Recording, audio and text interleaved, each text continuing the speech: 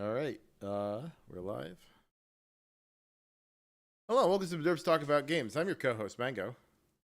And I am your co-host, Buddy. And today we're going to talk a little bit about the War Within. Before we do that, Buddy, why don't you tell the folks at home what it is we do on this podcast? Well, on this podcast, we like to talk about games and also, I don't know, I've lost my voice, but we're gonna power through. Okay, Yeah. nothing nice and soothing for a strained voice than talking into a microphone for however long we can manage for this episode. But no, today we're talking about the War Within. It's been about a week, a little bit more since the War Within went live, Since early and access, technically, right? yeah.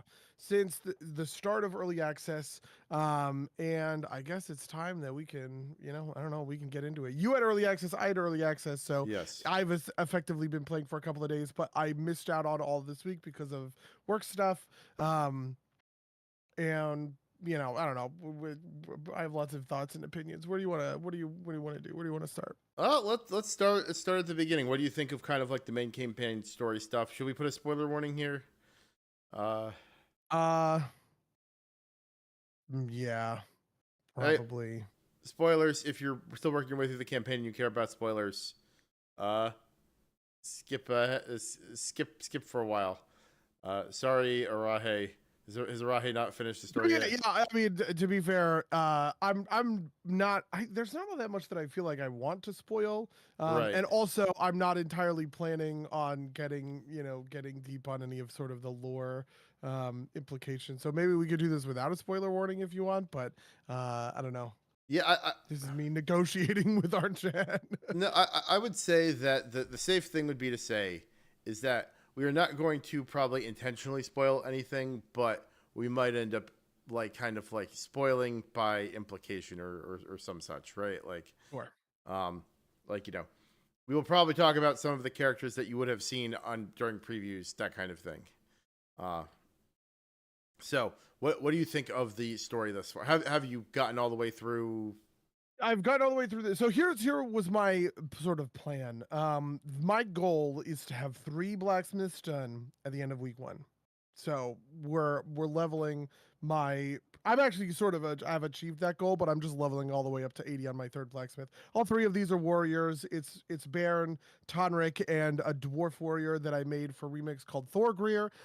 They are each kind of their own hero talent specializations. And the idea is that Baron leveled through the campaign.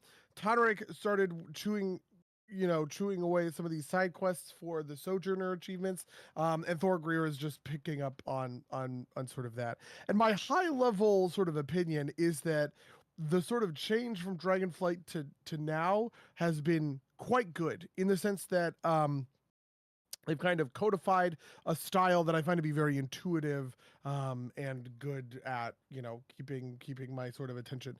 The campaign quests are relatively short, straightforward stories, right? Kind of like told beginning to end, but they don't take quite as much time as they took in Shadowlands or Dragonflight, where the campaigns took very large, or even BFA, where the campaigns took very large amount of time, right? It's probably about half as long as any of those, for any of those sorts of zones.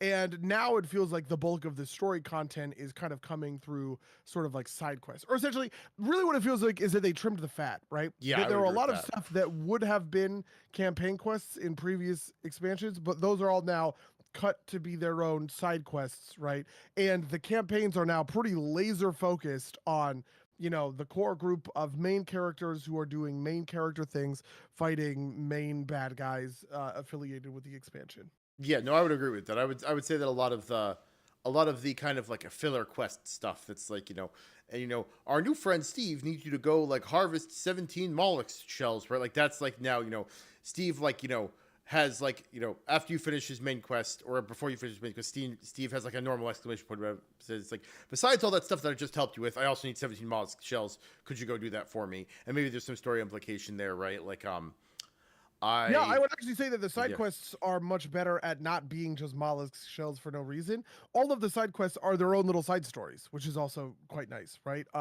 It is a line of maybe 3 to 10 sort of like a chain of 3 to 10 quests or something.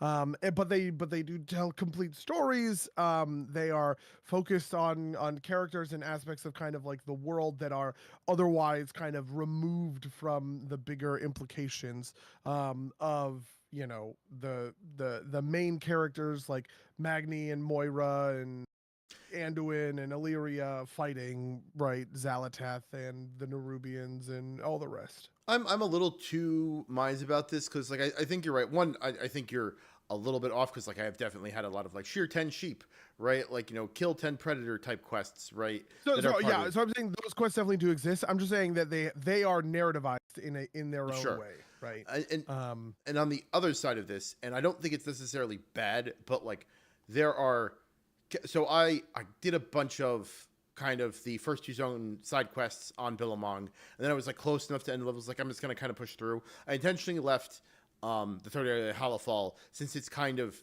to me it's kind of alliance coded. I left it to my alliance rogue to do all the pickup stuff in there, and but kind of the post post main story first couple of like new chapters that is being like time gated, right? Like it's like wait for more news from Illyria, right? Like those types of things. The first couple of those, like there were characters that I kind of like were like I understood what they were, but I hadn't been introduced to them before. And then on Beauregard, who is doing like some of the cleanup for me because he's not 80 yet, I like met that character and I'm like getting a little bit of the backstory on them, right? Like, and it's like these clearly happen in the timeline before the thing I did in the main quest on my first character. And I don't think that's a problem, but it is kind of interesting that like all that characterization also got cut out. But I think it's okay for the most part. Yeah, I mean, I also think that there's sort of I don't know, and I would even kind of like this has always sort of been a problem I feel like with WoW. There's not a lot of kind of connection from one zone to the next, and because the storytelling is better, that is the big flaw that I sort of feel like I'm seeing. There are a lot of kind of like references to other zones, and you can see it in some sort of like sidelong kind of ideas, but I'm pretty sure the World of Warcraft team builds these zones in silos, so they have a zone team for each of them, which means that the zones themselves don't connect to each other very well, and I do think that it's kind of related to this sort of thing, right?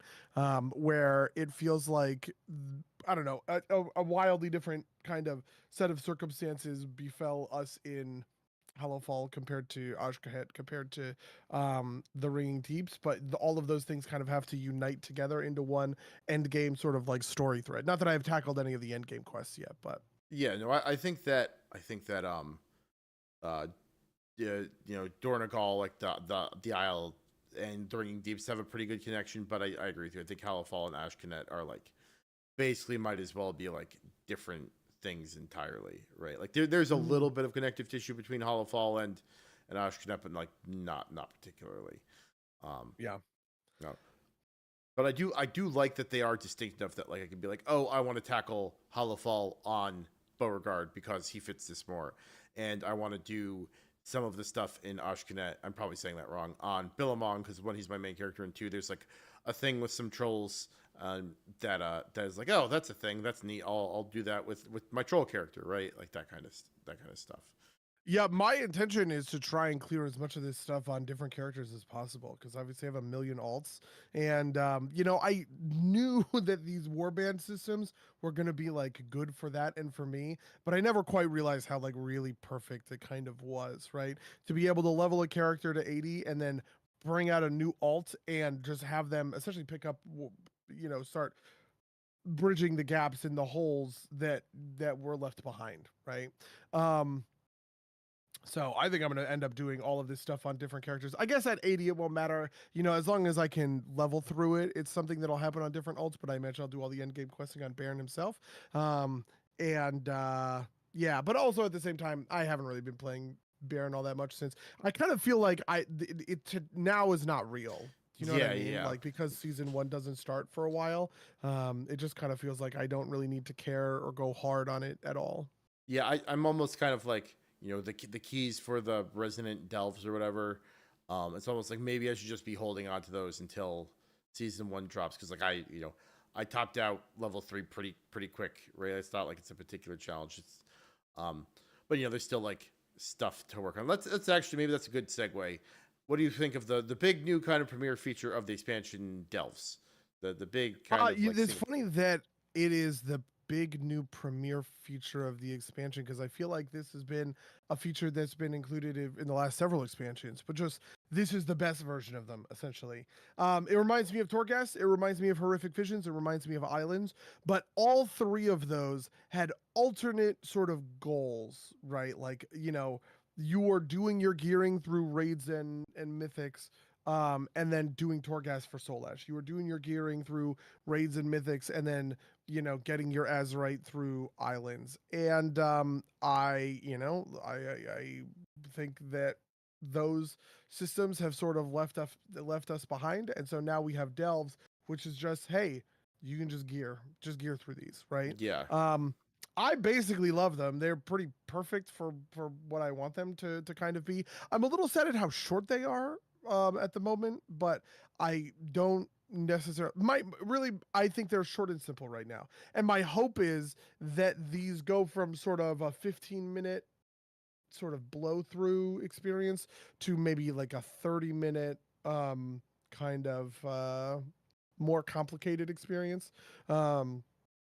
Because right now it sort of feels like the first wing of a dungeon or something. You know what I mean? Like, you fight a bunch of trash, you fight a boss. That's the delve, right? There's an extra mechanic going on that you have to deal with. But that, like, at the end of the day, that's sort of how delves work. See, I think I kind of like the bite-sized nature of them from that perspective. So I think I think I'm pretty happy with where they are lengthwise. I think the difficulty will rank up when for that like level 3 of what, like 8 total or something like that.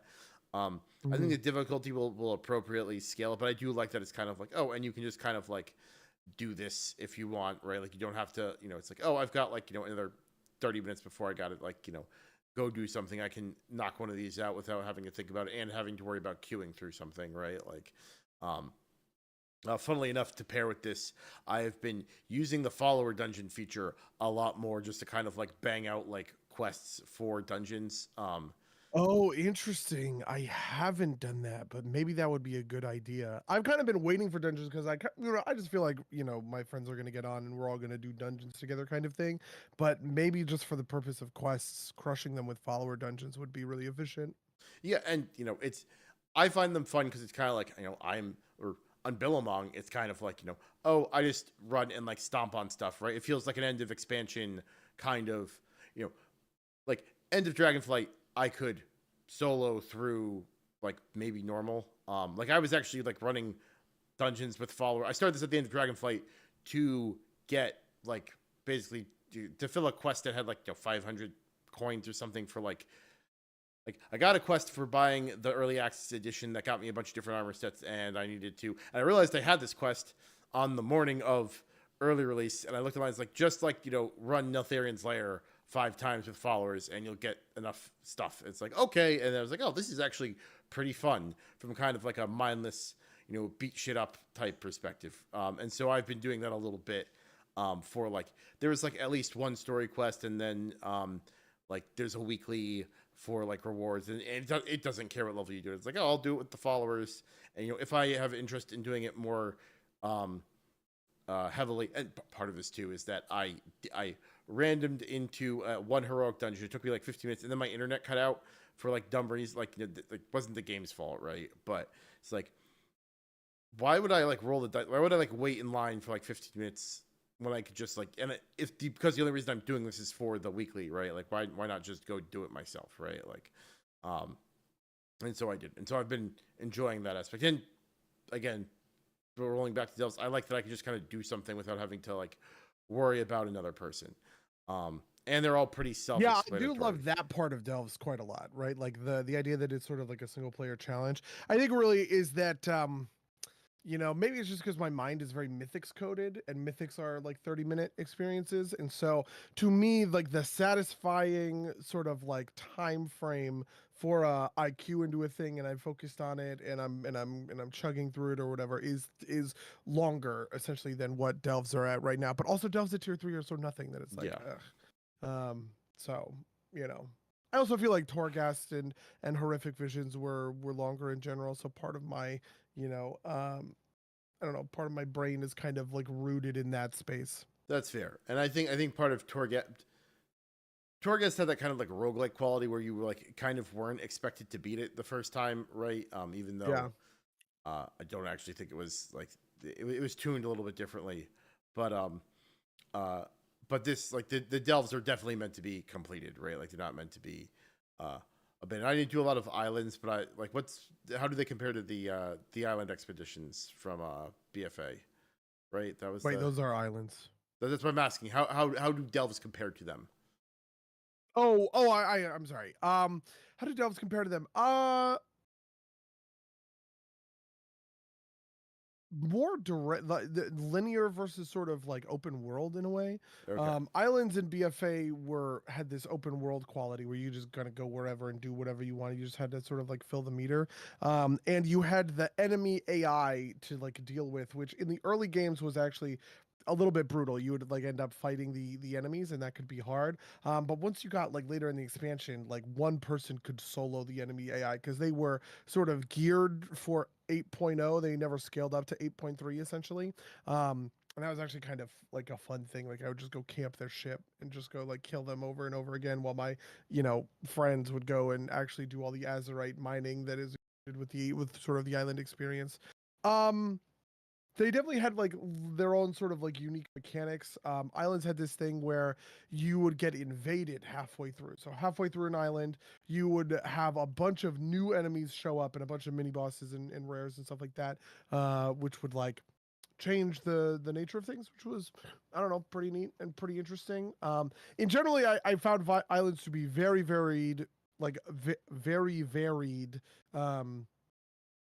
Whereas it feels like delves are pretty straightforward, and also they're very simple. Delves are more simple than islands, where islands had a lot of boss encounters. But I expect that to scale up over time. Like I don't think that a tier 3 delve is going to like Yeah. appropriately show kind of that level of depth. And my hope is that once we get to kind of more advanced versions of delves, the bosses will have more mechanics, the trash will have more mechanics, and you know, you'll be managing that stuff in a more direct kind of way. I agree. I think that's likely, and you'll be maybe leaning on your companions to do a little bit more stuff. Now it just feels kind of like a nice to have, right? Like a little bit of Yeah, right now my brand is set to damage and I don't pay attention. I just beat stuff. I just beat stuff up because I basically never die. fair enough. Yeah, no, I mean I set him to healing because I'm like that's what you're supposed to do, and I also beat stuff up and almost never die. So actually, I haven't died in a delve yet, so I've never died in a delve. Oh, I have died in delves, but a lot of the time it's stupid bullshit. So Fair enough. it's just like me being dumb. Um, yeah. So anything else you want to say about talk about delves? I'm excited to see where they go with it. One of the big things that I think delves have opened up space for is low-level storytelling that I actually would like them to see do more with. Delves have a little bit of storytelling, and they have kind of like helped at explaining sort of some of the like rounded aspects of the world in Khaz, you know, Asgal or whatever. Um, but I kind of want to see that envelope be pushed a little bit more, especially because they're single player experiences, right? I think that you could make delves that are, you know, that look a little bit like um, dungeons from previous expansions in terms of like story weight, right? Without necessarily having to like go through the whole rigmarole of like making a dungeon ready for Mythic Plus, essentially. That makes sense. Yeah, that's fair. I am also afraid that they are just going to become really bloated in sort of negative affixes. This is something else I was thinking about.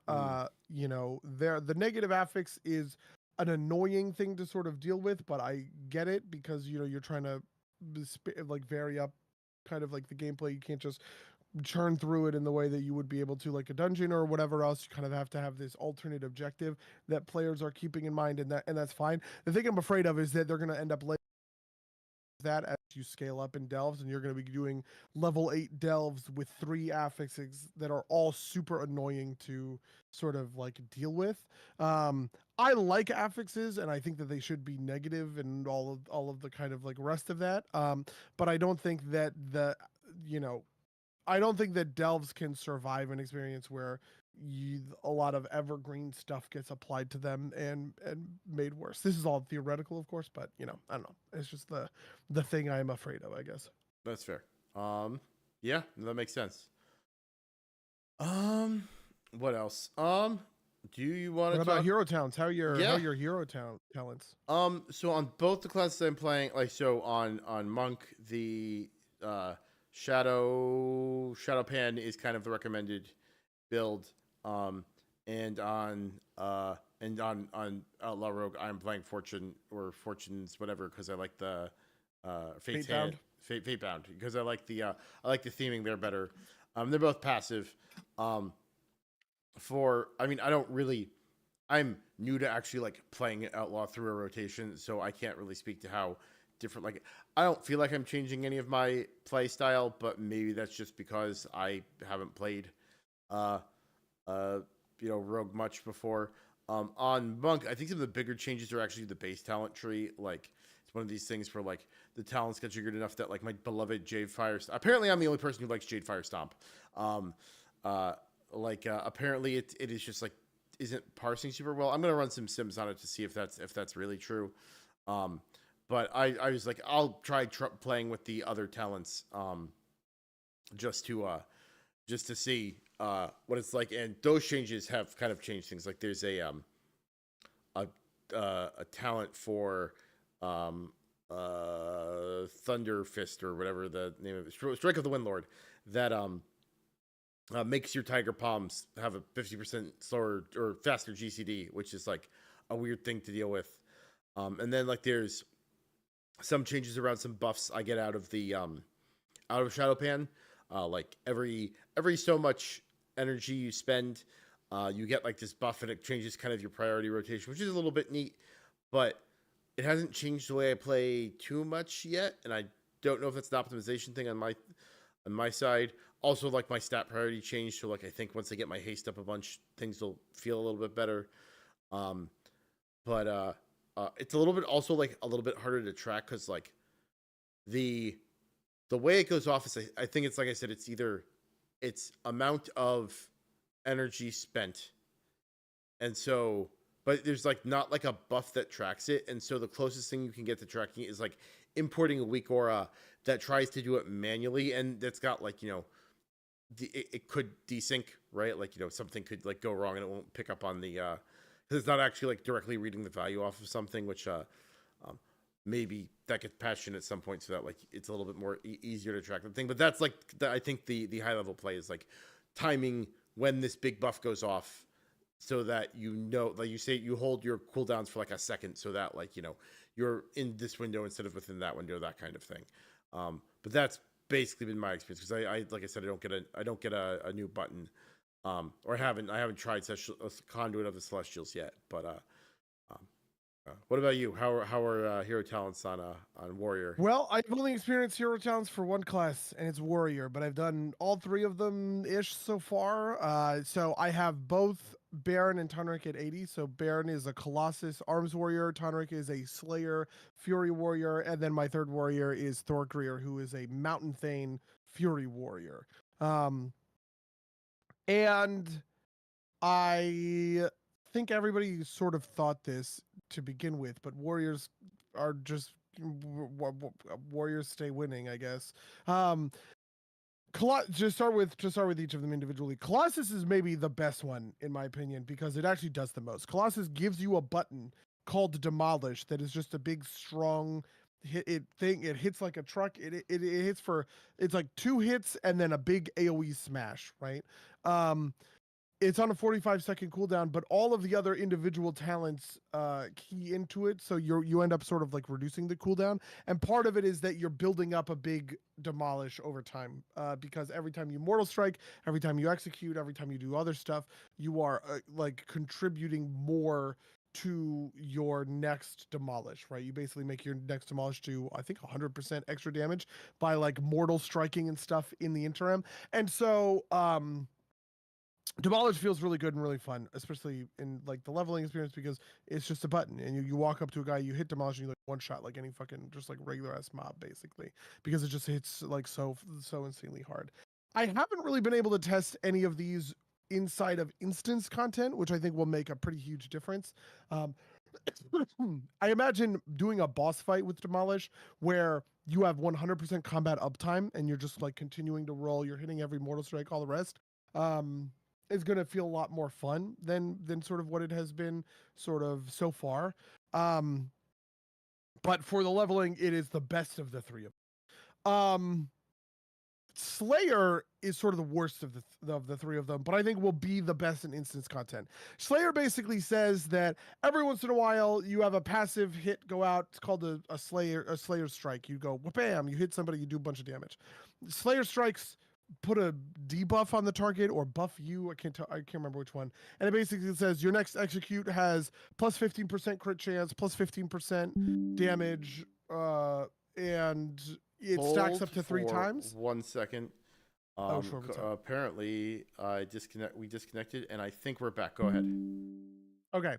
And on the third Slayer strike, you get a free use of execute. So basically, you have this passive that's, bop, bop, bop, execute, bop, bop, bop, execute, right?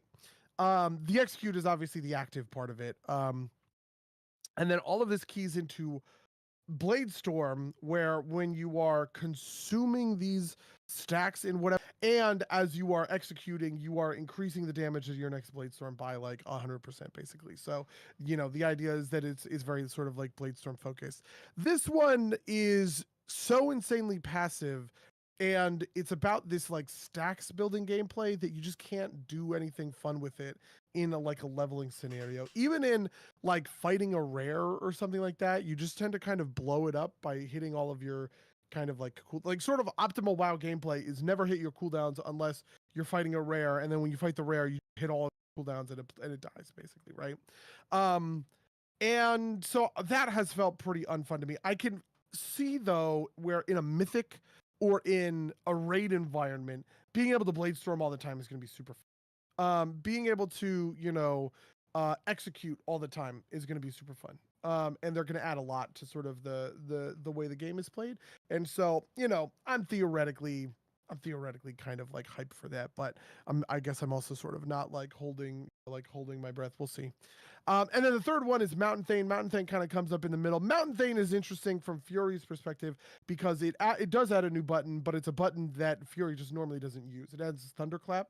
And basically, your Thunderclap makes little lightning bolts shoot down sometimes, and then your Thunderclap can become a special Thunderclap that like makes the lightning bolt come down. And from like a visual effects standpoint, that's like super fun. But like on a it just doesn't really hold a candle when it comes to sort of demolish feeling good, basically.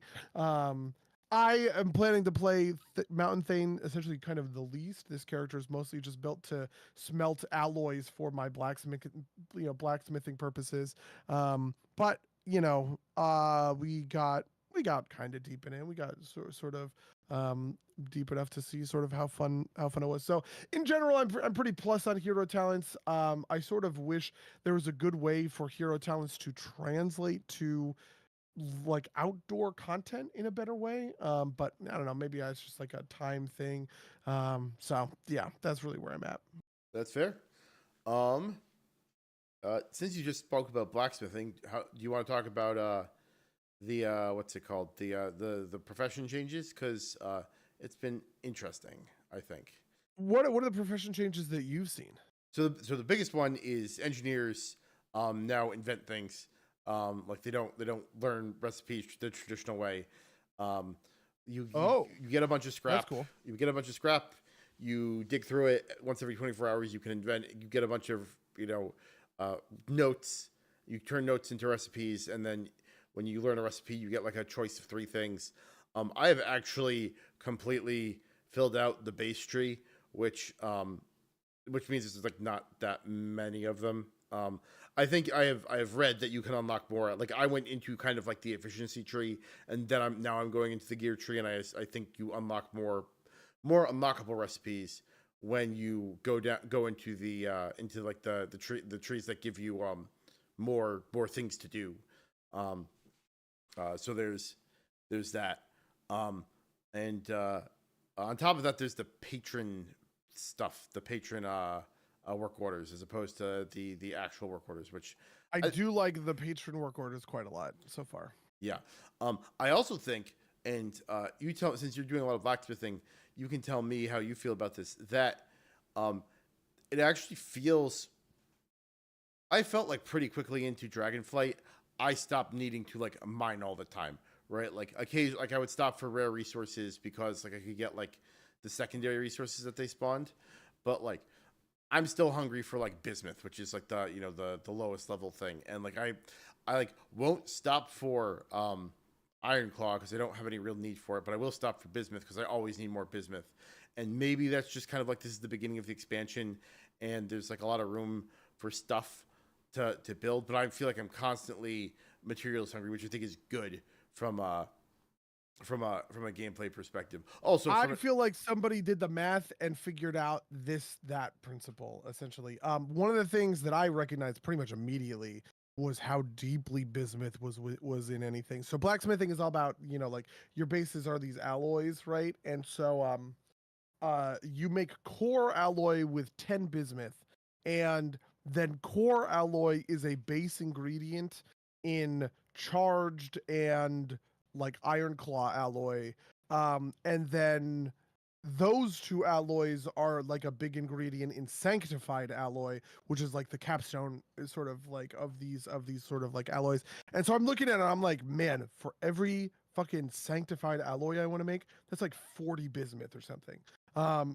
Which made me specialize in bismuth pretty quickly. I went pretty hard for mining in Dragonflight, but mostly because I was chasing the mining knowledge. I did mining on a character. I would get onto a character and I would fly around and just mine on them, and got all of the mining stones for the week. I don't know if you know, but do you know the slabs or whatever? yeah, they're a different thing, but it's like you get three 1.1s, then you get a 3.1. Is that correct? Yeah. This is like the way that you level up, like these gathering professions. And so I was doing that just every week on a bunch of different characters because it takes maybe like half an hour, and I'm doing other stuff, right? Like on my other screen, that kind of thing. So I'm pretty excited to see where that goes. The other thing I noticed is that I'm getting level 2 incredibly rarely. It felt like level 1 was really common in uh not Dragonflight, in um Khaz Aghal, to the point that now I'm at 100 mining. I have some mining tools and stuff like that. I'm pretty, I'm deep in the mining tree specializations, and I'm still pulling level 1 bismuth all the time, right? Which I think is something that will, probably improve over time. But for now, I do find it really interesting and really kind of compelling, that it seems like in order to get to that higher level stuff, I am going to have to do that refined bismuth into 5-star bismuth or 3-star bismuth or whatever, which is pretty neat. But it's also going to be pretty wild because it's going to mean that, I don't know, to get a 5-star item is going to be really tough. It feels like, compared to what it was like last expansion. I think that's probably good. I think that's probably a good thing overall. I do love concentration. I think concentration is a beautiful mechanic so far. I've been really impressed with it. I really didn't know how they were going to replace inspiration, but I think that this is a really genius solution. Yeah. For those of you who don't know, you can basically guarantee a crit. This is how it works. Concentration is a stat. It slowly increases, and you can guarantee a crit by using your concentration. You can sort of automatically fill to the next gap and pump something from tier 4 to tier 5 or tier 2 to tier 3, that kind of thing. The interesting thing about concentration is that the stat that's associated with it is called ingenuity, which says you have a chance to refund concentration according to your ingenuity, which is really neat because inspiration was pretty important for blacksmithing in Dragonflight. Ingenuity will probably kind of like end up in the same sort of spot, especially if you're making lots of items. But I don't know. Yeah, that stuff I thought was pretty neat. I agree. Um, uh, I'll agree about the concentration system. I think it's cool. I think it works well. Um, for that thing, I think it also kind of like does its job well. Um, for mining in particular, I do want to call out like I don't know how easy what's it called, easy throw how easy throw deposits got in the game because I think they're hilarious. um, they're not particularly thematic. I don't know why goblins are setting up easy throw deposits in Khaz. They take forever to mine. They throw out explosives that can like it's luck. It's not like you can like skillfully avoid them, right? It's like if it lands at your feet, you have to stop mining and move, which especially in like a PvP context makes them hilarious. And then on top of that, I actually don't know how this works for other players, but if you overload one, it just blows the whole fucking thing up. So I don't know if other players see it, but like I think you could just like blow up deposits for other people, which is hilarious to me. And so like I think it's super fun, and like and also the overloading it will kill you if you don't get out before the thing blows. So it's like yeah. So the core piece of overloading it that is missing is that it also spawns a ton of little mini deposits, right. And so it is a true like YOLO risk thing of am I gonna mine 3 of these little bismuth nodes or am I gonna mine 2 and then walk out, right? Honestly, I've just been killing myself. I don't care, right? Like I've just been overloading these a lot. I actually don't like these sort of like enhanced deposits compared to sort of the primal element ones that we had in Dragonflight. I thought the elemental deposits were a lot of fun, and I don't know. But like one thing that I am planning to complain about a little bit is that it feels as though the War Within is just Dragonflight plus in a lot of spaces, especially in kind of like the endgame sort of experience. And so I will say that even though I kind of feel like it's a downgrade from the primal fires and primal earths and all of that sort of those mechanics that were laced into mining primal, all that stuff. I'm not mad about it, basically. No, it's interesting to me because like um I can see for a long time easy throw deposits being the like in Dragonflight I was always targeting the one that gave you like motes of justice or whatever it was called because that was the rarest one and engineering required a lot of them. Um, and so I was only ever like popping my overload on those, but I could see the case for popping it on other ones, right? Like there are other things you could do with it. Or like occasionally I would pop it on the PvP one because like that PvP resource was also kind of valuable because people wanted the PvP stuff without actually having to like toggle on war mode and harvest it. Um, uh, but for me, it feels like for a long time, easy throw is going to be like the deposit to hit because you're so business starved. It's like I will like pop a deposit and just mine all the little business notes I can before I die, right? Because like that's the thing that's most valuable. Whereas like extra weaver thread or whatever it is, or like extra, or like a portal to another one like that, which is the one reused from the last expansion, or That's the one that's the worst one because it doesn't give you anything else. yeah, Even overloading the Titan one, it used to give you rousing orders, right. so it made sense to overload it. You would still get some of the like you still get some of the thing, but you don't get that anymore because like I could see a version where I would get more crystallized powder, which is a resource I do need, right? And I would maybe be like, okay, I'm gonna do this to get a bunch more crystalline powder, but yeah, I did not get that, and I feel like the portal is kind of a huge bummer. Yeah, no, I do like the little touch that like the webbed ones you can't like you can look at them and figure out what they are, but they don't say on the mini map. They're just like as a web door deposit, right? I think that's a fun little touch. Yep.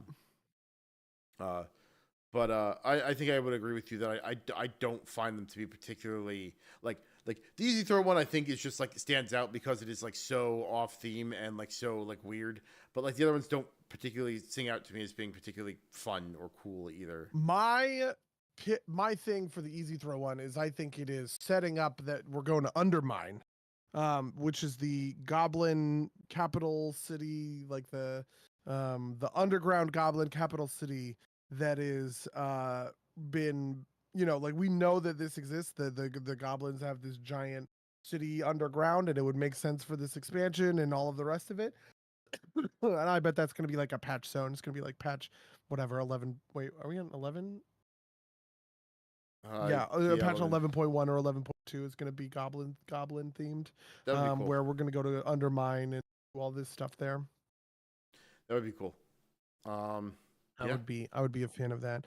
Otherwise, I'm pretty okay with Professions. I think that they got minor improvements, but made a little bit better.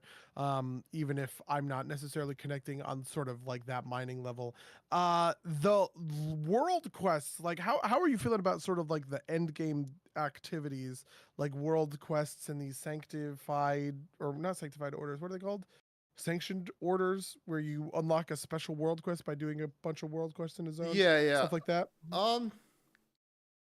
It's fine, I guess, right? Like, I think part of it is that like we're still early enough that like I'm not feeling funneled down any particular direction, right? Like, it's like, if delves become like, which I expect them to become a big important thing, then doing world quests to get the constituent material to make the keys so that I can do like the bountiful delve and open up the big chest at the end with my key, right? Like that I think will make more sense. Similarly, I do not have a good handle on these like Worldsoul moat event things. You know what I'm talking about? Like they're like these big like you get like a Worldsoul fragment, and you can go to like one of 7 areas, and then like it'll make a bunch of blue ghosty things happen. You have to kill them for a while, and I don't quite understand what I'm supposed to be doing in them except for killing a bunch of stuff, and I get like some weird, like I don't feel like the reward was particularly impactful. I've only done one so far though. Similarly, like the Hallowfall kind of like end game, like weekly area. It feels like the rewards are pretty. It's like get a purple satchel of like light soldier supplies, and it's like 7 crystals, right? Like it feels a little underwhelming to me. What do you think? The thing I'm annoyed about most is the return of dragon riding. They call them sky riding sort of races. The cartographer minigame and wait, was there another minigame that came back? I just feel climbing. like I'm doing the same shit. Climbing, yes, climbing is the other minigame. These are all things that are neat minigames that were in Dragonflight, and I like them in Dragonflight. And you could maybe convince me that like skywriting is a permanent feature. We're gonna just do skywriting races forever now. Okay, maybe I would get on board with that. But we used to have these different quests, and it kills me that I'm doing the same shit. So to back up, in Legion, world quest exists, and the Kirin Tor had a special kind of world quest that wasn't a real world quest. It was a mini game, right? It wasn't go out and kill stuff. It was, you remember there were the barrels. You had to like track which barrel had the thing. Yeah. That was one of them. There were a bunch of these, right? And they were great because what it meant when you were doing your emissary quests or whatever is you could do 3 of these mini games, and then or you could do 3 normal ones and then finish it off quick 2-minute mini game, and that had a really good sort of spice effect on my gameplay experience, right? Where I'm not just sitting there mashing, Mortal Strike on things all the time. Part of my gameplay is this like little puzzle solving. This is the purpose of mini games in game design, right? Is they are meant to create a little bit of variety by getting you to break out of the mold that the game is otherwise kind of throwing you into. In Battle for Azeroth, we have the turtle quests for this, right? So get a turtle to the water. There's the little matching, like turtle shells game, right? There were a bunch of these. There was the one where you have to get the turtle through the maze without opening the node. Hold on a second. I think we dropped again. Sorry. Oh, okay. Yeah. Sorry.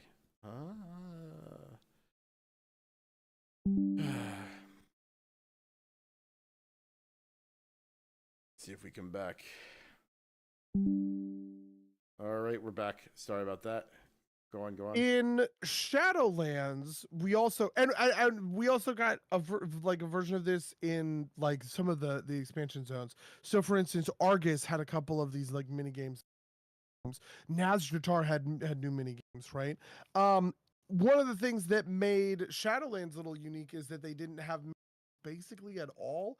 But if they did, they were kind of explicitly built into sort of like the zone. So the mini games are very kind of unique to each zone. Dragonflight also had mini games and tended to be affiliated with the dragon, the dragon scale expedition, and it was climbing. It was climbing. It was these cartography Pokemon Snap quests, right?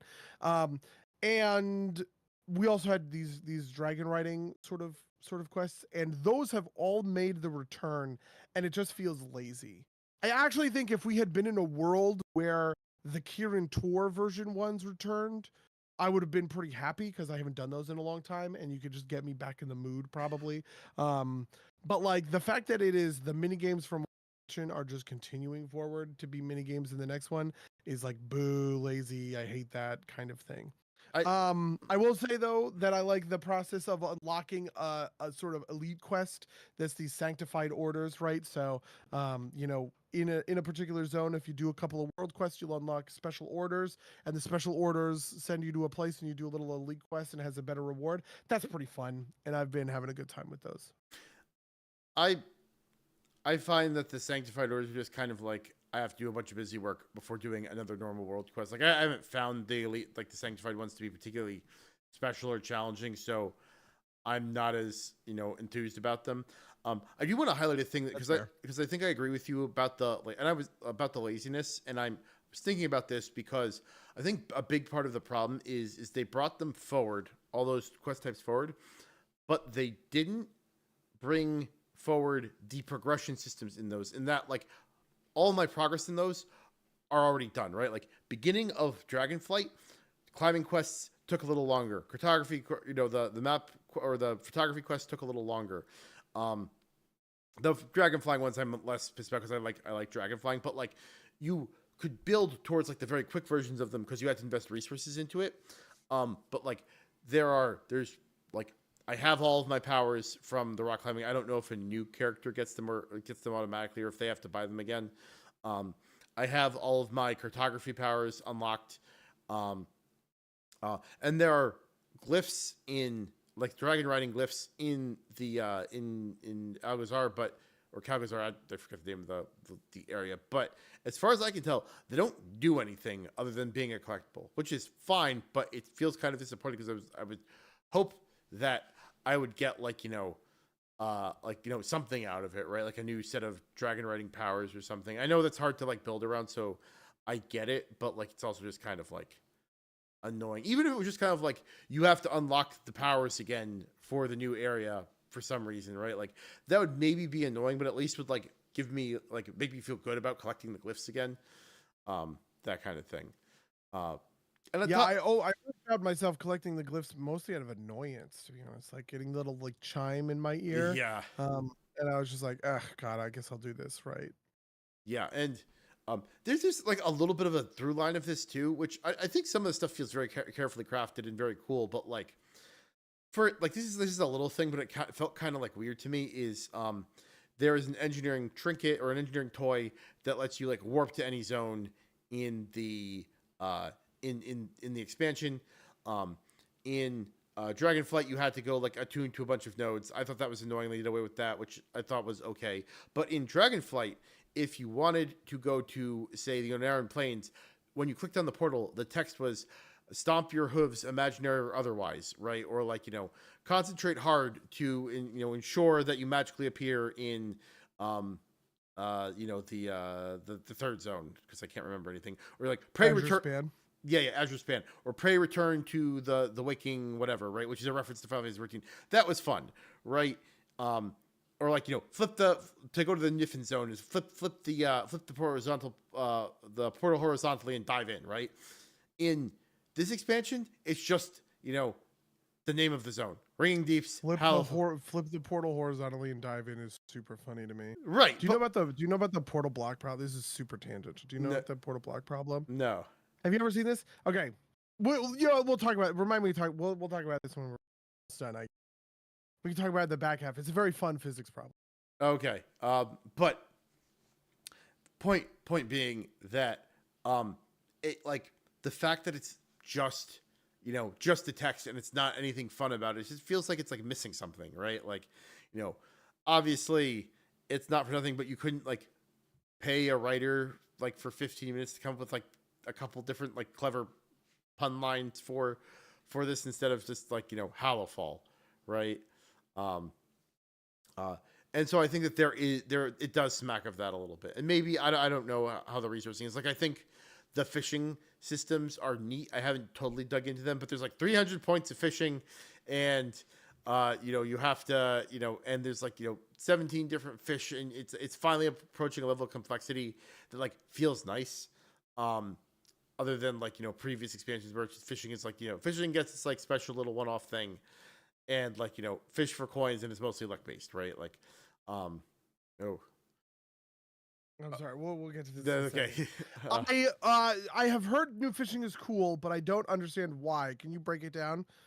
So it's one of these things where like so a lot of the fishing builds on itself, right? This is a thing that happens in Final Fantasy 14, right? Like you can, when you get a high enough level of fishing, you can catch a fish, and then you can throw your line back in with that fish's bait and pull something else, right?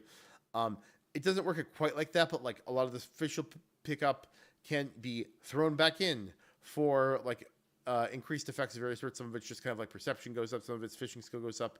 But there are some that have like very specific effects, right? Like you get like on the surface, you can catch stargazers, and you get stargazers in Ahj'kahet to catch like you have to throw them in order to get a certain different type of fish, right?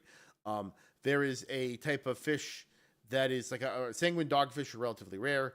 There is, but on again in the other zones you can get like they're called like bloody salmon, I think, and they will increase your chance of catching those. And you can catch them in there's pools called Blood in the Water, but you have to stand. You can increase your chance of catching them, but you have to stand still while you're using them. You can't move at all. So you basically get to burn 10 fish for a better chance of getting like the rarer fish in one hole. So I think that stuff's like it's been fun. I haven't dug too deep into it. I'm only like level 110, I want to say, in fishing so far, just because I do think the 300 levels does make it a little bit of a grind. But it's been it's at least something to work on that doesn't feel kind of like the coins from last expansion were a lot of like, well, I guess I'm fishing here because there's a chance I'll get a coin, and you just kind of ground to try and catch them because nothing was guaranteed. I never ended up even kind of like maxing out my fishing gear, just because it's like, who cares, right? Like it doesn't feed into anything. But I think also combined with cooking, which is a lot more complex, and it's got kind of the same kind of like base reagent changes that I would say mining has gotten, where like you need a lot of meat and a lot of fish in order to cook anything, and so like it plays off, the fishing and cooking play off of themselves fairly well, and there's reasons to keep going back and forth between them. It is not trivial to get your cooking and fishing to max level anymore. But and like stuff like that. Okay. Yeah. Okay, that makes sense. Yeah. So again, we're preseason one, so we don't get into the juicy kind of raid stuff or the deep delve stuff. Or yeah, I have done one dungeon so far. I did the one dungeon you have to do for the story quest, and then yeah, I've done a couple just because there's a non-story quest and there's the weekly. That's the Ringing Deeps dungeon at the top of the zone, and I randomly did 2. I want to say just because of for to do them right. Like I was like, oh, maybe I'll oh no, I did the one in Hallowfall too because I did it on Beauregard because there is a like a non story main storyline quest for it. Um, yeah. Um, I've been using follower dungeons for that, like I mentioned before. I also think it's a good way to Okay. like. I've been enjoying the follower dungeons on Beauregard because like I can learn Outlaw Rogue without like pissing off anybody else, right? Like nobody's relying on me to like big deepest when I don't quite understand the right rotation for it yet. Um, so which of the four zones is your favorite? Maybe Ahj'kahet. I am banking. Part of this is me seeing the future a little bit, and the pledging yourself to the three different kind of like factions seems pretty interesting to me. It has that has like that whole progression system, which I think is going to be neat. But I haven't really gone into it, so we'll sort of see what we see. Um, it just seems to be the one that's doing the most new stuff, I guess I would say. There's a little bit in the third zone. They have that whole section in the north where you can activate the bonus objectives and stuff. I love that. That's very cool and very fun. But I'm just gonna kind of bet that Ahj'kahet's neat sort of three faction reputation system is gonna end up being my favorite. Yeah, no, I mean when later in the expansion we do spoiler stuff, I'm gonna because I recognize the word Arathi, right? Like I don't know anything about this lore. I'll have to ask Buddy about it at some point. But I will say that section in the north of the bonus objectives, I found that like pretty unfulfilling because like the reward packs are like nothing, right? It feels like you get like 7 crystals out of them, right? It doesn't. Yeah, I don't understand it. Part of me thinks that uh, there's a material called a Arathi tinderbox that are in those sanctified alloys. Actually, it's an epic material, and I don't know if this is true, but it seems like it only drops from those packs. I've gotten one so far I that got one came as from well. those packs. That makes sense. Yeah. Okay. Yeah. And so I was like, oh, I see. In order to, like this is going to be a money generator. Essentially, you just do a million of these. You do the packs. You eventually pop these tinder boxes or whatever because they're a key part of the sanctified alloy that blacksmiths are going to have to make. So I don't know. We'll see how all of that plays out. I guess. But for now, I don't know. The thing I like about it is that it's just a little bit off color from what the dailies and stuff Sure. are. So you have an option to kind of like approach things a little bit of a different way. Plus, there's a lot of elites there, and I really like fighting elites. My favorite thing about world content is like fighting elites, even though elites feel really easy this expansion compared to last expansion, where like it felt like if I didn't pop all my cooldowns and I wasn't very smart about my defensives, elites would just kill you. This time it feels like elites just have more health. Yeah, I would say like the normal elites, or the normal silver elites are like easy. The and then the big ones like there's like the elite elites, right? Like this one with the dragons on them are like impossible to solo right now. So, um, uh, interested to see where they go with that. I will agree with you though that like that area does seem to have like some weird stuff going on with like secondary and tertiary spawns. I feel like there's a lot more ores spawning there. I have seen like tons of the wax mounds spawn there. Like Yeah. Yes. Hmm. so maybe that's supposed to be the idea is like just kind of like farm here for if you want to farm here, right? Like be away from everybody else and go like have fun farming here and don't like ruin anybody else's fun by like farming some regular zone, um, that kind of thing. Yeah, but yeah, I like the theming of the Ringing Deeps. Although I don't know if it's got a lot of staying power. I also like for whatever reason I'm really dialed into these wax globs. It's like this feels fun. Although I feel like once I get like the big things out of it, I will not be happy or I won't care about it anymore. Uh like like the like I have like the pet candle and I'm working towards I guess the 2 companions, but like other than that I don't know if it like eventually you can get like packs of ore out of it, but I don't know how valuable that's going to be. I don't know how big they are. Yeah, I also don't understand that part yet, but we're learning uh as we go, I guess I would Yeah, say. Right. Well, that's been about an hour. How have your past couple weeks been? Well, this whole week I was playing. Oh wait, first of all, I want to do this portal. Okay. This is the portal. Have you ever seen this I this have. graphic? Yeah, yeah, Yeah. That's what I mean by the portal problem, like whether or not the block shoots out or it plops out. Um, my understanding is that it shoots out. Have you looked this up? My so I haven't looked it up, but my thought would be from like the frame of reference of the cube, it doesn't like it is moving fast compared to the portal by a frame Yeah, of reference. What does this have to do with with what I was talking about? I don't remember. I just remember that it triggered my brain, and so Oh, I wanted to mention it. yeah, it was maybe something with like one of the. Oh, it was you diving into the portal made me think about it. Oh, Do you know oh, what I yes, mean? yeah, yeah, from Yeah, for yeah, yeah, yeah, yeah, yeah, yeah, yeah. yeah.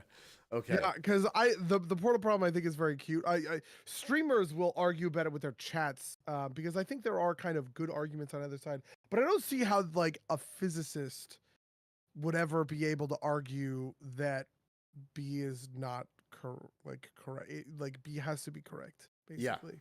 I think in order for like all of physics to work, the thing that got me on this is somebody mentioned once when I watched like a chat. Somebody said everything is always moving, and that relativity matters, and that Yeah. immediately clicked it into my brain. Do you know what I mean? Yeah. When the plop assumes that the box is stationary, but it's not. It is on the planet Earth. The planet Earth is moving, right?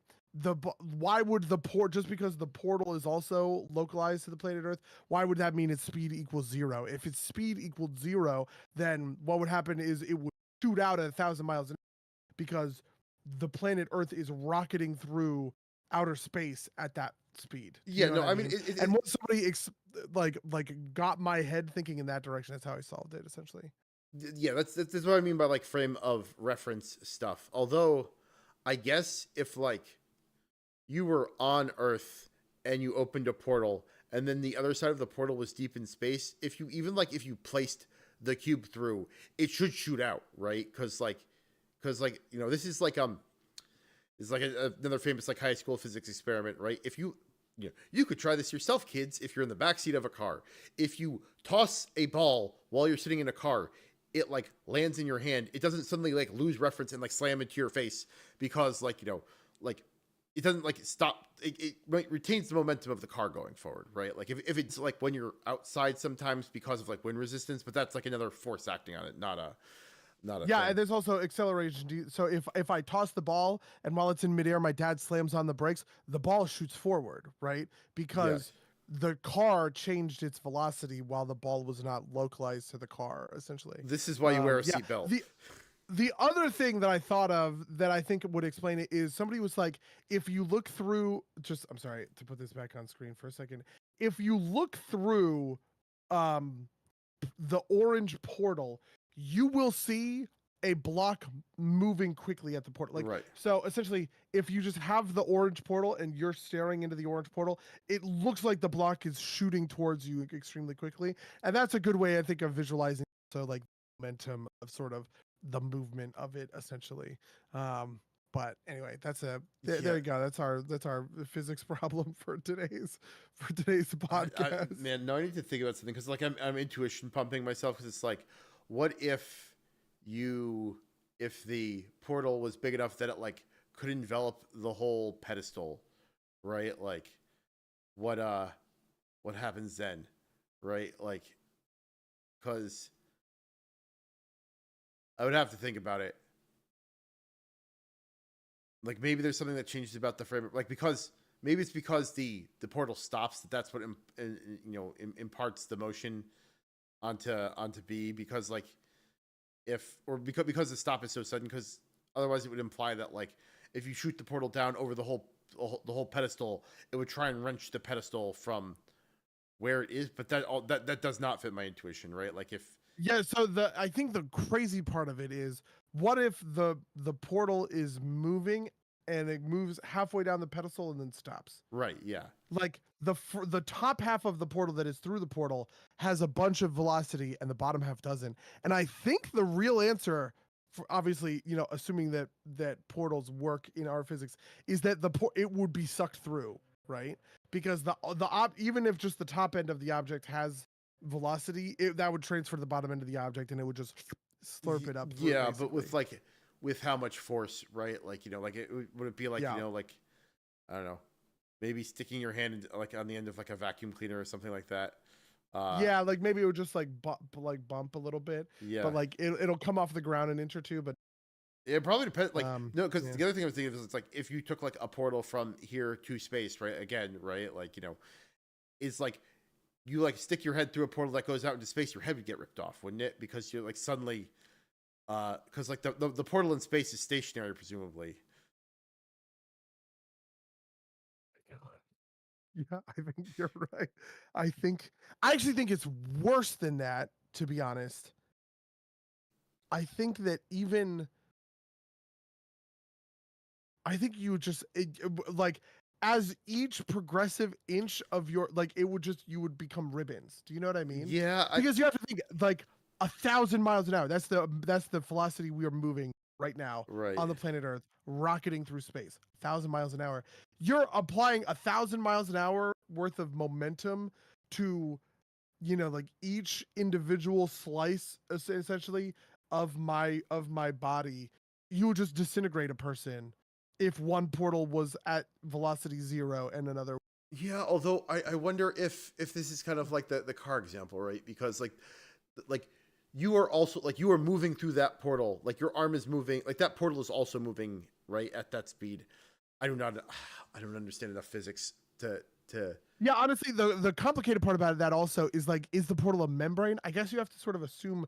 I'm sort of assuming there's a membrane in a way, like that the plane of the portal is a membrane, but that maybe isn't true. That is maybe right. not how the portal works, which has other implications, right? Because like, okay, let's say the portal doesn't have a membrane, and you put a portal at velocity 0 in the space. Well, now you're just sucking everything out, right? Right. Because of the pressure differential. Space has 0 Right, right. pressure, whatever. Earth has 1 essentially. But maybe if you found a planet at velocity 0 that had atmospheres of pressure relative to Earth, you could put a portal between those two objects and test these like wild conditions. Yeah, I think my mind wants to say that like the relative speed like transfers, right? Like like if the portal was on top of a train and right like anchored to the top of a train, right? Like I think if you step through it and the portal was somewhere else on Earth, I think you would just step out. I don't think the velocity of the train would transfer to you, right? Like because the portal is also moving, right? But if the portal was like not on the train, right, it was just anchored in space, and you like jumped through it from the from the top of the train, I think you would launch through it with the speed of the train. I'm never talking about physics, I guess. Yeah, neither of us have physics degrees. I took physics in college, but I didn't pay that much attention. Yeah, no. And Lou says I was not prepared for Saturday. Buddy was out last week. I'm going to be out next Monday. We didn't want to make you guys go 2 weeks without seeing our smiling faces. So yeah, so this is our makeup episode, basically. Yeah. Yeah, so anyway, all I've been doing, I played a little bit of Battlegrounds. There's a new season in Battlegrounds. It's less fun than I want it to be honest with you. But that's fine. I have World of Warcraft now. Okay. World of Warcraft is my new friend. parent. Yeah, but then obviously I had this company retreat. Here's the question I wanted to ask about. Interesting. We played a game of Assassin. Actually, maybe you should go first and we can end, because it'll take me a minute to explain all the rules and just kind of ask on a game design level. Yeah. I want to see who, like, we had a bunch of different competing schools of thinking, and I want to see where you come down. Yeah. So big news for my week is I got engaged. So yeah, congratulations. Thank you. Tell the story of all that, I guess. Yeah, I mean it's not much of a story. I thought I was being clever. There's a breakfast place up the coast that we both adore, and then we buy like a donut and a breakfast sandwich, and we go sit on the seawall and we eat breakfast. And we've done that like a half dozen times or so. That's cute. And my now fiance's new Pilates place is much closer to it than our house is, and so I was like, why don't after Pilates we go get breakfast? And she was like, sure. And I was like, oh, maybe she knows because she didn't push back at all, right? Like, and then like the night before, she's like, should I bring a change of clothes to the Pilates place? Is like, oh, she definitely knows. But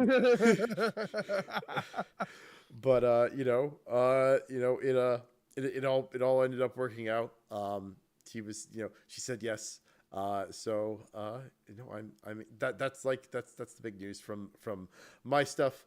Other games wise, I've been playing a little bit of Street Fighter. I have been hoping that one of these begging threads on thank you, Lucius, congratulations.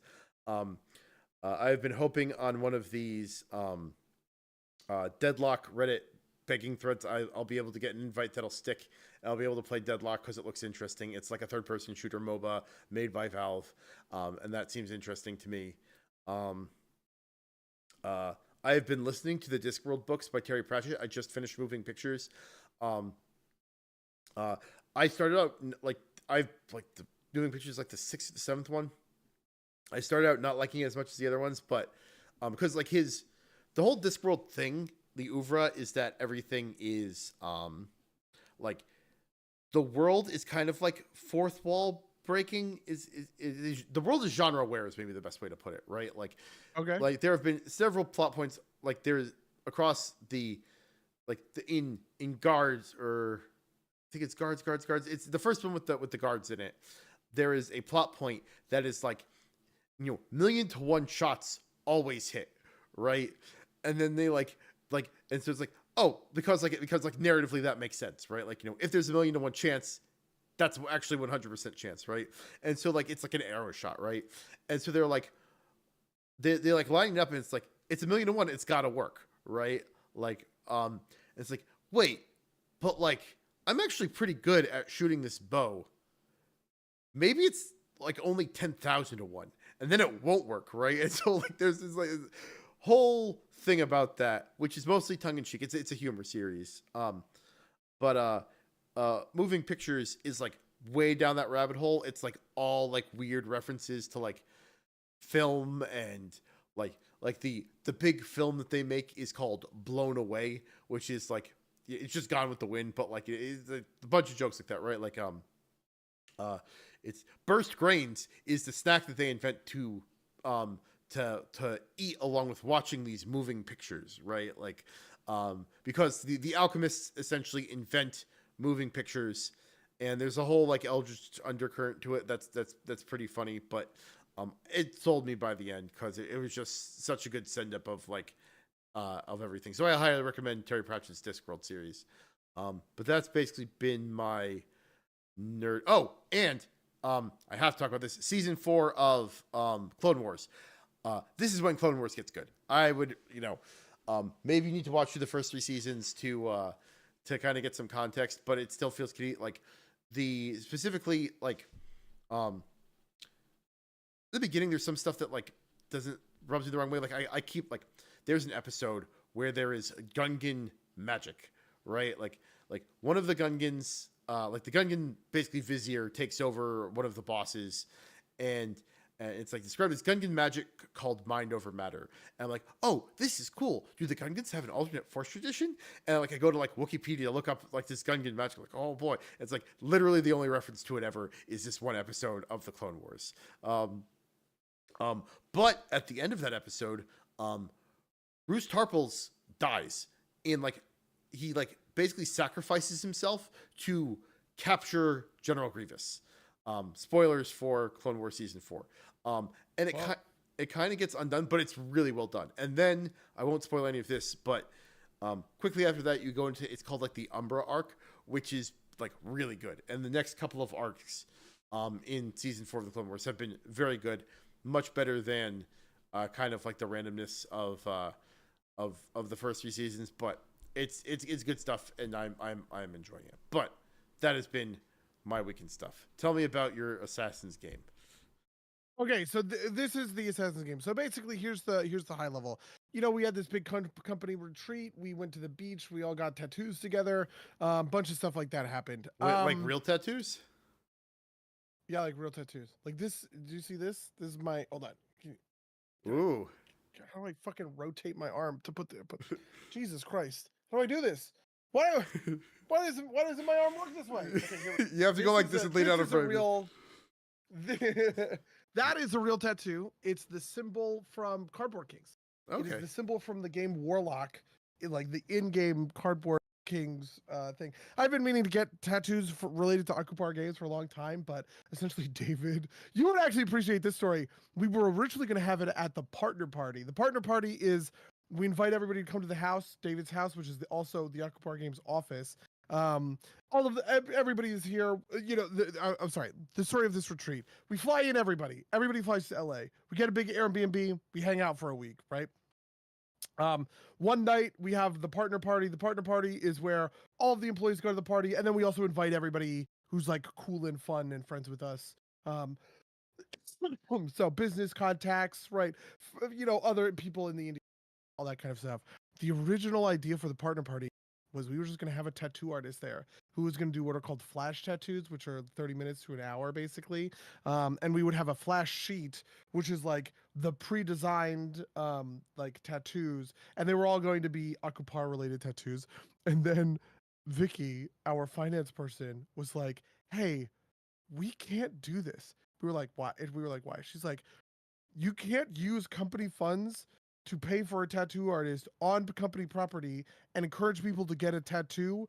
It's the legal liability is insane for them. And we were like, okay. And then David was first like, okay, well, what if it's not the company pays for it? What if I just pay for it, right? What if I, David Logan, acting as a private citizen, pay for it?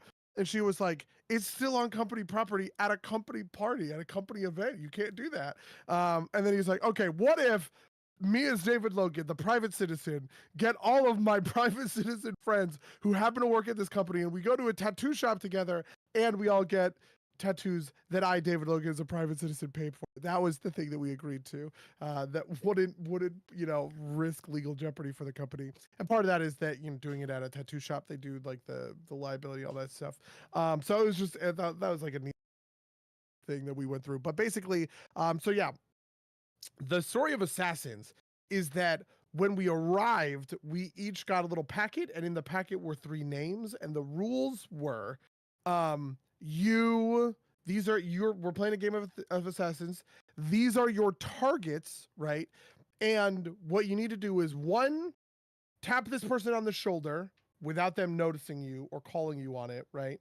And go, you're dead. If you do that, you have assassinated them, right? 2, when you assassinate somebody, you take one of their cards, right? So they take a card and they give it to you, and you now have a new sort of target.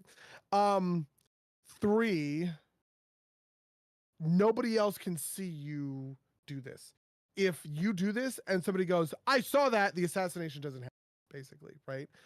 If somebody sees it or hears it or is otherwise aware that the assassination just took place, right? Though obviously, if that is broken by like if you can intuit that an assassination is going to happen, because 2 people do room, somebody closes the door. Closing the door breaks the line of sight. Like that, the assassination still sort of happens.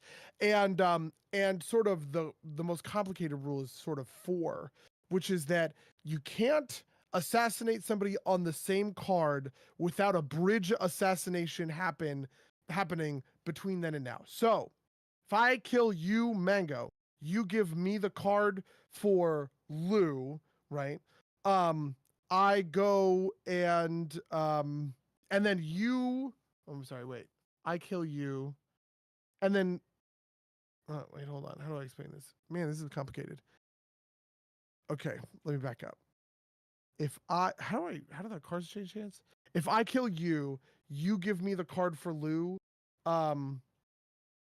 I still have your card, right? I never lost your card, right? If Lou kills me and I give her your card, Mango, that I originally killed you, right? She can then kill you with that card. And then if I kill Lou, I can get my original Mango card back. I can get two kills on the same card, right? Okay. These are the mechanics, okay? Killing somebody doesn't take them out of the game then. Yes, exactly. Killing somebody doesn't take him out of the game, but enough kills can't take somebody out of the game. If somebody gets 3 kills, gets killed 3 times in a row, they have to give away all their cards. They no longer have a target, which means they no longer can get back in the game, right? Okay. And it also means that all cards that point to them are dead cards, right? So, for instance, if all of my cards are gone, every card that says buddy now, every kill that is made against me still racks up a point theoretically, but it doesn't Doesn't it transfer doesn't cards. transfer to a new card, right? That card is now dead in your hand, but you can use it to sort of like trade off later. Part of it is that the more kills you get, the more you insulate yourself from dying because you are attaining new cards, and then you can pass out cards at the end of pass out cards away, but you are also generating these dead ends. And we ended up talking for the longest time about the mechanics of this game, and sort of because what essentially happened is one person was sort of in first place. Gavin was doing really well. He had 12 cards, and then he realized that all of his cards pointed to dead people. All he could do now was lose cards because he could perform his he had actually performed kills on every person he had cards on, but they had all had no cards. So he couldn't get any more kills, and even if he couldn't get more cards. So he was locked at 12. And the idea is also at the end of the day, you count up all the number of cards, that's your score, right? And he was sort of like, it sort of sucks that I did really well, but I got into this place where I'm kind of hamstrung, and now I'm just dead, right? I'm just gonna keep dying over the course of, like, I'm gonna keep losing cards, and they get siphoned off. And that's essentially what happened. Third place, because he lost 3 cards from that point of having at 12, and other people who could kind of continue the chain kept going on. This is sort of the design flaw that we sort of like recognized, and we proposed a bunch of different solutions. And I'm just sort of interested what you're. I mean, I guess the problem there is that the essentially you have to have like successful victims, right, in order to be able to like keep things rolling, right? Like, um, yeah, I don't like. Are you asking me like how I would fix it, or like what like I I recognize? guess I could, yeah. I'm, yeah. I guess I would. That's the question that we all came to. We were like, how do you fix it? I had an idea. There were 2 other sort of ideas, that were all sort of like competing. And I don't want to poison the well, or put my finger on the scale, basically. So yeah. Yeah, I would say that it depends on what you want to do, right? If you want to prioritize keeping everybody in the game so everybody can keep playing, um, the easy thing to do would be to have like no one ever die, right? Like you lose your last card, there is something that will generate a new target card for you, right? That way, anybody who still has a card that can point to you can get it, and you can keep playing the game and not feel like you've lost. Like that could be gamed, right? Like you could, like if you're like a really easy mark, right? Like let's say somebody was like sensory deprived in some way, right? Like couldn't see or couldn't hear or whatever. You can assassinate that person probably pretty easily, right? Like it's like just keep tapping, just keep targeting that person because like you can always generate a kill off of them. I think that's probably mitigated by like by reality, right? Like that's more of a theoretical problem than it's like a real problem. Um, uh, but how else could you solve? You could also like essentially have have a mechanic to have dead end cards like transform, right? Like have them like if you kill your dead end thing, then like again instead of that person getting a new card, like the authority then grants you a new card with a new target on it, right? Like with a new valid target on it. Um, There was an authority, so yeah, that is, I guess, a piece of the puzzle. That we were all coordinating all this through a Slack channel. There was an authority like that. Yeah. You could also do something like, you know, when if you think you are on top, you can like retire, right, and essentially say like I'm taking myself out as a target. I'm locking myself at this number.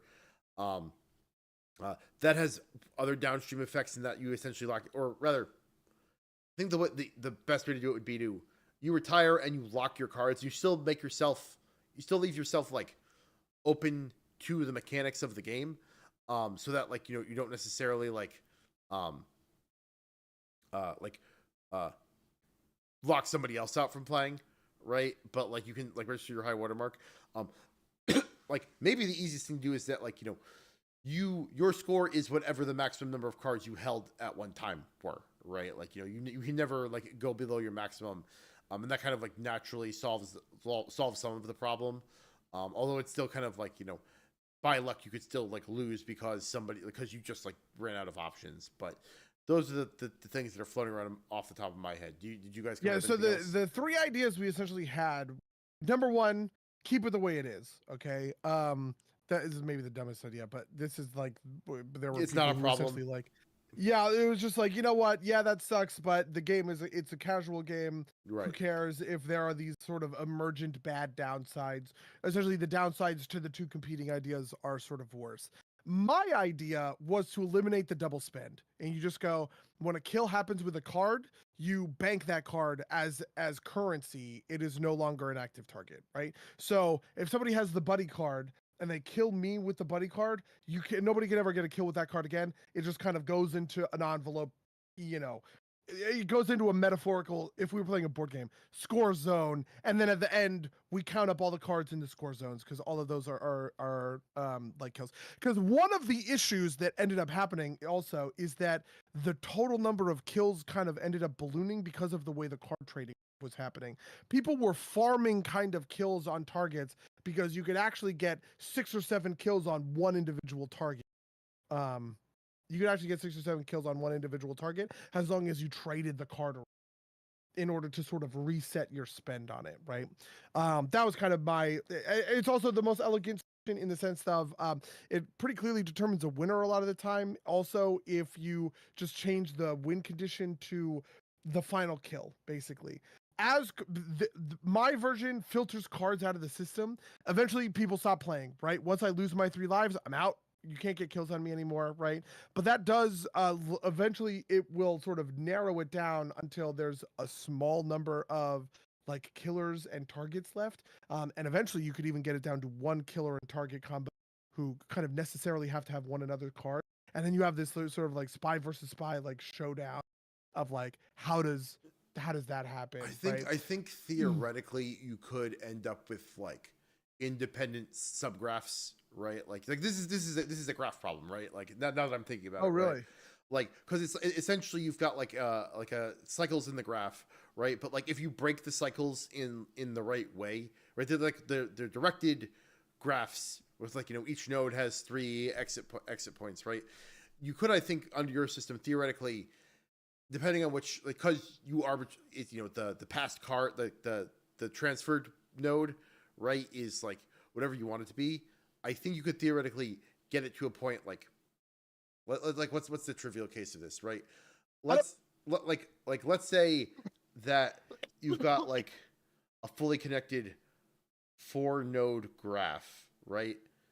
Um, like if you're like you can prevent somebody from handing you your own card, but like you could theoretically like get 2 cycles, right? Like like Group A all has targets in Group A, and Group B has targets in Group B, and you can't rebridge that gap. So you could end up with like Oh, interesting. yeah, um, The only way that would work is people the weakness of that would be I kill someone, their final card is me, right? or I can never hold my own card, right, but essentially. you kill someone, and their final card is someone who is only holding your card, right? Like it's Mango, Buddy, Lou, David, right? Like I kill David, he hands me Lou's card. The only card Lou's holding is Buddy, right? David still has other cards that he can play with, but he's no longer in our cycle, right? And so we can never interact with Dave again because nobody has a Dave card in our cycle. And you could end up with 2 people. How could you end up with 2 people who don't have one? So I think I would have to draw it out because I'm not positive on this, but I think that like um let's go with the very simple case, right? Like Yeah. um everybody has everybody has 2 cards. Let's say 6 people, right? And let's say, and they're randomly distributed, right? So it's not like this is planned. So let's say that like it just so happens that like after you play the game, uh, see I'd have to like work out the inductive step on paper, right? Because like there might be some mathematical impossibility for this, but I could see a situation where like you know, um, A B C D E F, right? Like there's only a bridge from A to like there's a bridge from A to D. D has a bridge from like B and E, and when A kills D, D hands off his B card, but B only has like at that point only has A as its target, right? So those two are in a cycle with each other, and they can't escape that cycle to somebody else, right? Like, that's theoretically how it works. Like I said, I'd have to like actually write it up out on a piece of paper and maybe like go back to some graph theory to make. Okay, yeah, I'm pretty sure the piece of the puzzle is you can't hold your own name, right? Right. But like it's not that you can't hold your own name. It's that like you can't hold your own name, but you can hold the card of somebody who might be only holding your name. Right. So yeah, that's essentially what I'm saying. Like, because theoretically, if there was a kind of like wild card feature, right? You would be able to break the cycle. Right. Do you know what I mean? Like, let's say my name is a wild card. If I get my name as a card, I can kill anybody. Yeah. And, that bank my card. That would solve that problem. That would like. Yeah. But part of what I was going for is the most elegant solution. I was like, let's just make this simple. You bank your cards as kills, and the person with the most kills at the end of the week wins. You know what I mean? Because technically you could get down to the final 2. I think that's neat, but at the end of the day, it's really just about like who gets the most kind of like kills or whatever. The other option, which was I actually think kind of the better solution, it's just the complicated solution, which was you create a bounty system where you say once somebody has 6 cards, 8 cards, 6 cards, I think is actually probably the best threshold for this. Anybody who doesn't have any cards can kill that person and get 2 cards. So the idea would be if you are performing at a certain level, you kind of create a bridge for players at 0 cards to get back in the game, right? And this allows people to reactivate dead. Like this allows people to kind of like reactivate dead cards, right? But the problem is then you have to use the central authority to constantly flag who is above and below the threshold, right? Yeah. Because what happens if I get 6 cards and then I get murdered 5 seconds later, I'm down to 4, right? Well, there are, do we announce to the Slack channel, Gavin has 6 cards, there's a bounty on Gavin. Now, Gavin gets killed, what happens if he gets killed twice? But he only has 4 cards a second. It's like that creates like the complicated kind of. I think that's actually an easy problem to solve. If you have above 6 cards, you wear a hat. Like you wear like a fancy hat, right? As soon as you go below 6 cards, you take off the fancy hat, right? Like that's actually kind of clever. Yeah, it's actually kind of interesting. Right, like, and it's a game, right? Like, you trust that people are going to follow the rules, right? Like, yeah, obviously there's the honor system, right? I just thought that was like an interesting kind of game design problem. No. It is interesting that you say that, like, you can, like, it's also like a rubber banding mechanic, right? Like if you pull 2 cards off of someone, right? Like it's like, you get too far ahead, you get actually I think the hat solution is also correct because it like puts a target on your back, right? Like, it's like, it is good for keeping the game competitive. It is bad theoretically for like, separating, like this is like the Mario Kart problem, right? Like, the best place to be is like right, like, close, but like behind the pack, right? Like, because you get good item drops, and then at the last minute you can shoot forward and take. I also made the argument that other people didn't buy, but I think it's true, is that it incentivizes people to stay at 5 cards and not kill. I was like, what happens? I think the best solution, the best play, optimal play is this. I make 2 kills, I get to 5 cards, and I just try and stay at 5 cards until the last night, which was Thursday night. We were playing all week, right? Thursday night when everybody goes to sleep, that's when Assassins ends. And then Friday morning, the card tally kind of like happens. So it's like, well, you just want to stay below that threshold for as long as, like at 5 cards until you can make a breakaway. And that's the idea, is that you want to make the breakaway before, in order to get like way up there. Because I think even if you did like Gavin and you generated 12 cards, putting that huge target back is pretty bad. Yeah. No, I agree.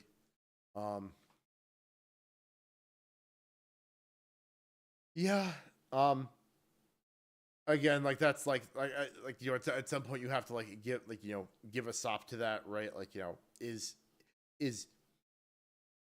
are you sabotaging your own fun by like refusing to play the game for like optimal play, right? Like at some level you have to be like, this is a game and I'm going to play the game because I'm having fun playing the game, and not because like, you know, I want to optimize, you know, damage per round, right? Like DPR, right? Like to, you know, call it to another game with so-called optimization problems. But Yeah.